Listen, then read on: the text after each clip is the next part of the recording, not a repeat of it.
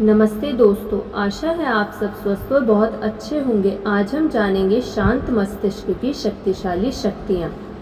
अपने मस्तिष्क को अधिक से अधिक शांतिपूर्ण अनुभवों से भर लें, फिर योजना बनाकर उनकी यादों में यात्रा करें। आपको जान लेना चाहिए कि शांत मस्तिष्क बनाने का सबसे आसान तरीका शांत मस्तिष्क की रचना करना है। यह अभ्यास से संभव है, जिसमें आपको कुछ आसान सिद्धांतों पर अमल करने की ज़रूरत है, जिन्हें मैं बताती हूँ। मस्तिष्क तत्काल शिक्षा और अनुशासन पर प्रतिक्रिया करता है। आप अपने मस्तिष्क से जो चाहें वह दोबारा मांग सकते हैं और वह इसे आपको सौंप देगा। परंतु याद रखें, मस्तिष्क केवल वही चीज़ दोबारा दे सकता है जो इसे पहली बार में दी गई थी। अपने विचारों को शांतिदायक अनुभवों, शांतिदायक शब्दों और विचारों से सराबोर कर लें और अंत में आपके पास शांति देने वाले अनुभवों का एक गोदाम होगा, जिससे आप अपने मन को ताज़ा और नया कर सकें। यह शक्ति का एक बहुत बड़ा स्रोत होगा। मैंने एक मित्र के साथ एक रात गुजारी, जिसका घर बहुत सुंदर था। हमने एक सुंदर और अद्भुत रोचक डाइनिंग रूम में नाश्ता किया। चारों दीवारों पर एक सुंदर म्यूरल पेंटिंग है, जिसमें उस देहाती इलाके के चित्र थे जिनमें मेरा मेज़बान बचपन में बड़ा हुआ था। यह सुंदर पहाड़ियाँ, शांत वादियाँ और गीत गाती हुई नदियों का विहंगम दृश्य था। नदियाँ साफ और चमकदार थीं और चट्टानों के ऊपर से उछलती हुई जा रही थी। घुमावदार सड़कें सुंदर जंगलों के बीच से लहराती हुई जा रही थीं। छोटे छोटे घर इस दृश्य में बिंदुओं की तरह दिख रहे थे। बीच में एक सफ़ेद चीज़ थी, जिसके ऊपर एक ऊंची मीनार थी। जब हम नाश्ता कर रहे थे तो मेरे मेज़बान ने अपने बचपन के इस इलाके के बारे में मुझे बताया और दीवार के चारों तरफ पेंटिंग में रुचि के कई बिंदु दिखाए। फिर उसने कहा, अक्सर जब मैं डाइनिंग रूम में बैठता हूँ तो मैं अपनी याद में इस बिंदु से उस बिंदु तक जाता हूँ और पुराने दिनों को फिर से जीता हूँ। उदाहरण के तौर पर मुझे याद है कि मैं उस गली में बचपन में नंगे पैर चला करता था और किस तरह धूल मेरे पैरों के बीच में महसूस होती थी। मुझे याद है कि मैं गर्मी की दोपहर में नदी में फिशिंग किया करता था और ठंड के दिनों में उन पहाड़ियों पर जाया करता था। बचपन में मैं वहाँ भी जाया करता था, उसने मुस्कुराते हुए कहा। शायद जब हम अपने डाइनिंग रूम की दीवारों पर इस तरह की पेंटिंग नहीं करवा सकते, परंतु आप अपने मस्तिष्क की दीवारों पर चारों तरफ इसे ज़रूर लगा सकते हैं। आपके जीवन के सबसे सुंदर अनुभवों की तस्वीरें, उन विचारों में समय बिताएं जो इन तस्वीरों द्वारा सुझाए जाते हैं। चाहे आप कितने भी व्यस्त हों या आपकी जिम्मेदारियां कितनी भी ज़्यादा हों, यह आसान परंतु अद्भुत अभ्यास है जो कई मामलों में सफल सिद्ध हुआ है। आपके लिए लाभदायक होगा। शांत मन को प्राप्त करने का यह आसान तरीका है, जिस पर अमल करना भी आसान है। आंतरिक शांति के मामले में एक तत्व का उल्लेख करना आवश्यक है, क्योंकि ये महत्वपूर्ण है। अक्सर मैं पाती हूँ कि जो लोग आंतरिक शक्ति की कमी का अनुभव करते हैं, वे आत्मदंड के तंत्र के शिकार होते हैं। जीवन में उन्होंने कभी कोई पाप किया है और उसका अपराध बोध उन्हें सताता रहता है। उन्होंने गंभीरता से ईश्वर से माफ़ी मांगी है और ईश्वर हर उस व्यक्ति को हमेशा माफ़ कर देता है जो सच्चे दिल से माफ़ी मांगता है। मानवीय मस्तिष्क के अंदर एक अजीब सी प्रवृत्ति होती है, जिसके कारण कई बार इंसान खुद को माफ़ नहीं कर पाता। उसे लगता है कि उसे दंड मिलना चाहिए और इसलिए वह लगातार उस दंड की आशा करता रहता है।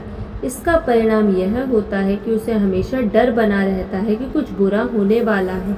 इन परिस्थितियों में शांति प्राप्त करने के लिए वह अपने काम की गहनता को बढ़ा लेता है। उसे लगता है कि कड़ी मेहनत से उसका अपराध बोध कम हो जाएगा। एक डॉक्टर ने मुझे बताया कि उसके सामने कई नर्वस ब्रेकडाउन के केस आए, जिनका कारण अपराध बोध था, जिसे कम करने के लिए मरीज बहुत ज़्यादा काम कर रहा था। मरीज अपने ब्रेकडाउन का कारण ज़्यादा काम बताता था, वह अपराध बोध का जिक्र नहीं करता था।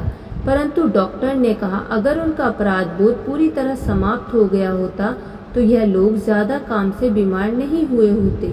इन परिस्थितियों में मन की शांति तभी संभव है जब इस अपराध बोध और इसके कारण उत्पन्न होने वाले तनाव को दूर किया जाए। मैं कुछ दिन शांति से लेखन कार्य करने के लिए एक रिजॉर्ट होटल में गया। वहाँ पर मुझे न्यूयॉर्क का एक व्यक्ति मिला जिसे मैं कुछ जानती थी। वह बहुत दबाव में रहने वाला, बहुत मेहनत करने वाला और बेहद नर्वस बिजनेस एग्जीक्यूटिव था। वह डेक चेयर पर धूप में बैठा हुआ था। उसके आमंत्रण पर मैं भी उसके पास बैठ गई और उससे बात करने लगी। मुझे खुशी है कि आप उस सुंदर स्थान पर आराम कर रहे हैं, मैंने कहा। उसने जवाब दिया, मेरे यहाँ रहने का कारण नहीं है, घर पर मेरे पास ढेर सारा काम पड़ा है। मैं बहुत दबाव में हूँ, काम का असर मेरे जीवन पर हुआ है। मैं नर्वस हूँ और मुझे नींद नहीं आती। मैं चौंक जाता हूँ। मेरी पत्नी ने दबाव डाला कि मैं यहाँ एक सप्ताह के लिए आ जाऊँ। डॉक्टर का कहना है कि अगर मैं सही तरीके से सोचने लगूँ और आराम से रहने लगूँ तो मेरे साथ कोई दिक्कत नहीं है, परंतु दुनिया में आप ऐसा कौन कर सकते हैं? उसने चुनौती दी। फिर उसने मुझे करुणा निगाह से देखा। डॉक्टर, उसने कहा, मैं अगर शांत हो सकूं तो मैं इसके लिए कुछ भी देने के लिए तैयार हूँ। दुनिया में किसी भी चीज़ से अधिक मैं मन की शांति चाहता हूँ। हमने कुछ बातें की और चर्चा में यह सामने आया कि वह हमेशा इस चिंता में रहता था कि कुछ बुरा होने वाला है। वर्षों तक उसने किसी बुरी घटना के प्रत्याशा में जीवन गुजारा है और उसे लगातार यह डर रहा है कि उसकी पत्नी, उसके बच्चे, उसके घर के साथ कुछ बुरा होने वाला है। उसके प्रकरण का विश्लेषण कठिन नहीं था। उसकी असुरक्षा के दो स्रोत थे, उसके बचपन की असुरक्षाएं और बाद में उसके अपराध बोध के अनुभव। उसकी माँ हमेशा सोचा करती थी कुछ बुरा होने वाला है और उसने अपनी माँ की चिंता की भावनाओं को आत्मसात कर लिया था। बाद में उसने कुछ पाप किए और उसके अवचेतन मस्तिष्क ने आत्मदंड पर जोर दिया। वह आत्मदंड के तंत्र का शिकार बन गया। इस दुखद संयोग की वजह से मैंने इस दिन उसे नर्वस प्रतिक्रिया की उत्तेजित अवस्था में देखा। हमारी चर्चा समाप्त होते समय मैं उसकी कुर्सी के पास 1 मिनट खड़ी रही। हमारे आसपास कोई नहीं था, इसलिए मैंने थोड़ा हिचकिचाते हुए सुझाव दिया, क्या आप चाहेंगे कि मैं आपके साथ प्रार्थना करूं? उसने सिर हिलाया और मैंने उसके कंधे पर हाथ रखकर प्रार्थना की। भगवान, जैसे तुमने बहुत पहले लोगों का उपचार किया था, उन्हें शांति दी थी, वैसे ही अब इस व्यक्ति का उपचार करो। इसे पूरी तरह क्षमादान दो। अपने आप को माफ़ करने में इसकी मदद करो। इसे इसके पापों से मुक्त कर दो और इसे जान लेने दो कि तुमने इसे माफ़ कर दिया है। इसे इसके पापों से मुक्ति दो। फिर अपनी शांति को इसके मन में, इसकी आत्मा में और इसके शरीर में प्रवाहित होने दो। उसने एक अजीब भाव से मेरी तरफ देखा और फिर उसने मेरी तरफ पीठ कर ली, क्योंकि उसकी आंखों में आंसू थे और वह नहीं चाहता था कि मैं उन्हें देखूं। हम दोनों ही थोड़ी उलझन में थे और मैं उसके पास से चली गई।